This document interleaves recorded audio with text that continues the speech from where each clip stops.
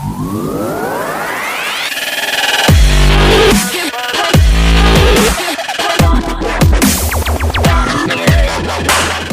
going on YouTube? It's Ramp Team Arsenal back with another video.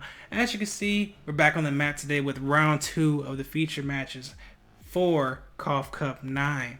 As our players get set up here, huge shout out to Therion Games as always for hosting these tournaments and as well as helping with the prize supporting for the tournaments. If you guys aren't familiar with the KOF Cup is, it's basically a tournament we've been doing since we started the channel where we invite friends, family, etc. out to compete for sometimes cash. But most times it's actually prizing that we actually buy from Hyperion or we actually like custom made stuff. For the KOF Cup 9, it was Power of the Elements as well as play mats. For KOF Cup 10, as you can see right here, which is coming up in 18 days, we have custom mats as well as custom sleeves. And this is usually for 16 players. So if we have like say 20, 24, etc., we will actually add on to that. It would be a top 8 instead, and we will actually have Mega 10s as well for you guys to compete for. So make sure you guys come check us out, as well as check out Hyperion Games themselves, who have Yu-Gi-Oh!, Smash Bros., Pokemon, you name it, they got it. They even got the snacks and beverages on lock for you guys, just in case when you get there. Like I said, brand new store. Huge honor to partner with them. Great guys, come check them out. So, see, we're finishing the shuffle up here, starting with a dice roll. We have Adventure Spright on the right. We have Therion Sky Strikers on the left. So like we might have a tie on the dice roll. Both rolled 8. Rolled a 9. And like rolled 8 again. So like Adventure Spright will be going first here. So the opening hand for Sky Strikers, you can see 2 Effect Veilers, Dark Blue No More, Ray, and an Ash Blossom. Pretty standard. And then you see Spright start off immediately with the Water Enchantress. Now will this be met by Ash? Or yes, it will be met by Ash. Though, however, I think this might not be the correct play here, because just in case if they have a Rite of Aramesir, you will probably prefer to wait for the Faithful Adventure itself. To come down, but you see a pass turn because it was a brick, unfortunately, and you see Therion Discount Scene comes down. Basically what this does is allow us to add a Therion monster to hand. It also has a neat ability. If you try to destroy a monster by a battle, you can protect it by dumping a Therion monster or a endless Argo system, and then if the card will be destroyed by battle, you can actually add a Therion monster from graveyard, which is pretty neat. So you see that it gets Ash. We go in normal summon out the Ray, proceed to go in battle phase. Ray effect. We'll swing first, Ray effect, tag out into Hayate, swing it for 3,000 damage there. This is a little risky on our part though, because we could have ran to a Gamma Ray and then we would have been stuck on our place as well. But get the damage in while you can, I guess. Because now that put our opponent down to 5,000. And then we do Hayate effect to dump Widow Anchor. Pretty fast pace here right now. Might as well be. If it looks like you're both just going to be hand trapping each other all day, you might as well just speed through the process. Alright, so we proceed to go to main phase 2. Summon Kagari effect targeting the Widow Anchor. That will be met by Ghost Bell, which is fine. Because now we can go Shiz, end phase Shiz, search for engage safely. Because think about Sky Strikers, yeah, you hate to get hand trapped a crap ton to prevent you from actually playing the game yourself. But if you know your opponent bricked and they basically burn 2 hand traps without stopping you from getting engaged, it's still a win-win for you. So we'll pass turn because like we're just solid position right now. We still have the engage, the Dark Blue No More, and 2 Effect Veilers, and their opponent passes right back to us again. Oh man, that's bad. So for turn we draw Mystic Mind, which is not going to come up here obviously. But yeah, it's a really bad spot for our opponent right now. I mean, I guess we can start with the engage on our side, but yeah, I would say it's a tall tale sign. This is a huge sign of heavy hand of hand traps right now on our opponent's side, because now we'll attempt to do the Kagari, and then yep, there's the DD Crow, which is fine at this point because right now our opponent really has nothing. You see showing us the hand traps engraved. So right here, it's just basically a slow roll for us at this point. If we just keep trying to generate advantage, Do like I said, throw our hand traps. We have Missing Mount Dark Ruler for for the back foot in case we get swarmed or anything like that. Right now, it seems like it's a pretty good spot. For Sky Strikers at least, because I know Adventure Spright is pretty rough. So we go ahead and get in our damage with Kagari. Then we proceed to go to Shiz, End Phase, search for Hornet Drones. Always give yourself a little backup as far as a body in case your board is broken. Let's say to get rid of your Ray and your Grave and your Shiz on board, you have the Hornet Drones to follow up and actually have a way to play the game. But see, we're going to scoop it up here and immediately go into game 2. Alright guys, since we're almost ready for round 2 of actually round 2 of round 2 actually. I mean, because technically it's game 2, but round 2 sounds better as far as, you know, like Tekken and stuff like that. Sorry, I'm lame. I'm assuming Adventure Spright will go first here again.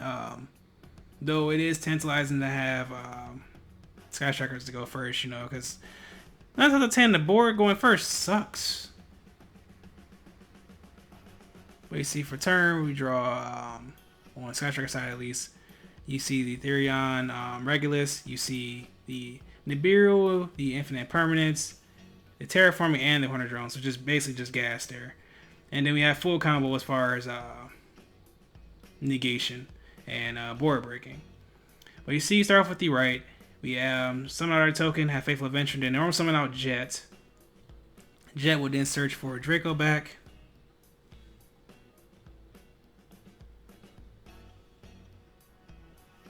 Then we'll use Faithful Adventure to search for a monster. Most likely Water and Griffin Rider. Because like, it seems like we might have full combo here as far as the Adventure Spright player. But the thing is, they have to be careful because now, like I said, well, we have perfect knowledge, but a Nib is looming in the hand here. So we're going to discard a Jet and special summon out a Jet. What are with these hands? Jesus Christ. Oh man, it's rough. Well, at least it's still getting full combo. At least it's still getting there. Because now we have Starter. Starter can then summon out Blue. You lose 11, but then Blue can search for a carrot or a red for a spell trap negation or a monster negation. And like I said, we still have the Griffin on board as well. So it's a pretty good spot here. I think search carrot for turn. Well, not search carrot, add a carrot off of the blue. So we're going to go ahead and go into Gigantic Spright here. And then on the summon of the Spright, we'll go ahead and drop down Nib, attempt to use one Griffin effect, and we'll infinite permanent stats. Yeah, it's better to be safe than sorry, because if we allow him to summon out another body or attempt to use the well, actually, if he attempts to use the Spright effect, we just meet him with Nib. But the Gigantic Spright, I mean, obviously. But then we don't want to risk him summoning out a carrot or a red to be able to disturb our actual 2 hand traps there. So it's unfortunate on the Spright player's side. But yeah, Nib plus Imperm or Favorite is basically just full board breaking combo there. So go ahead, pass turn, draw DD Crow for turn. Now the thing is, can we set up game here? Like I said, we have access to Sky Strikers. We also have access to the Therion side of the deck. With what we have in hand here, I'm thinking we can go normal DD Crow, link it to Dark. Dark will target Jet, or you can actually wait on the Dark. Use a Hornet Drone, summon out a Kagari, add back the Hornet Drones. Then use Dark to summon out, and then link away the Dark and either the Kagari or the Jet or whatever you summon out the graveyard. For Celine, turn those all into Axis Talker. Have Axis Talker 53 attack, and then you go and summon back out activate the Hornet Drones again. Get Hayate or something. Summon out Therion, King Reckless, and then you have game there. At least that's the way I see it now with the you know, like I said, the perfect knowledge. Start with terraforming though. This most likely will add a excuse me, it's later in the day. My apologies there, guys. This is gonna add the area 0 here. The thing is, I don't think we see the line here, unfortunately.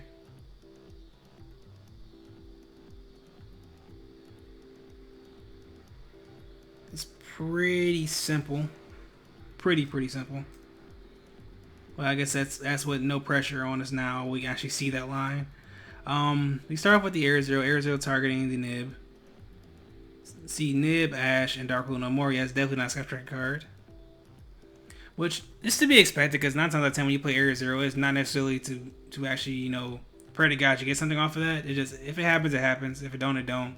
Usually we use it just to get to Array.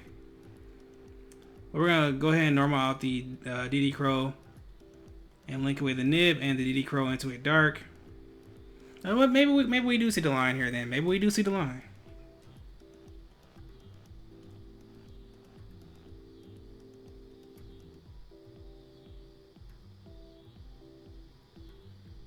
Because now we activate the Hornet drones.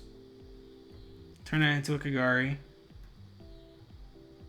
And add back the Hornet drones just to have the because even if you like get nibbed or something like that, you still have the follow up off the Hornet drones. You just have to get rid of the nib token at that point. But the thing is though, if you get nibbed here, it's probably going to be game unless you have other hand traps to counteract what the Spright player might do on their turn. But with us knowing the only thing left in hand, I believe, is the Therion itself, plus his Hornet drones, it wouldn't be plausible to assume that we would have something to disrupt our opponent. But at the same time, why would they side nib against a Sky Striker player? But oh no, yeah, there's the misplay. Yep, there's the misplay.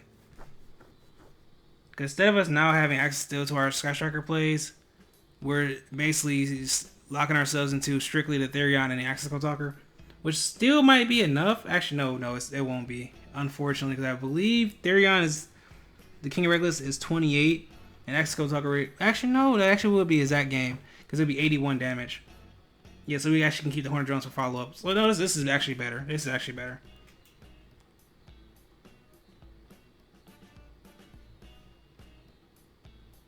Because you could turn those two into a Selene. The counters don't really matter here because you don't have a spellcasting grade to begin with.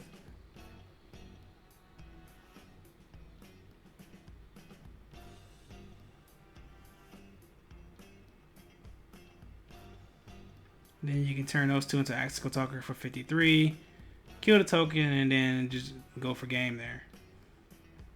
Yep, that's gonna do it, guys. Wow, a quick 2-0 in this one. Kind of surprised. I'm not gonna lie there. I thought it'd be more to this one. But guys, it's been Ref Team Marshall signing out. Peace and have a great day.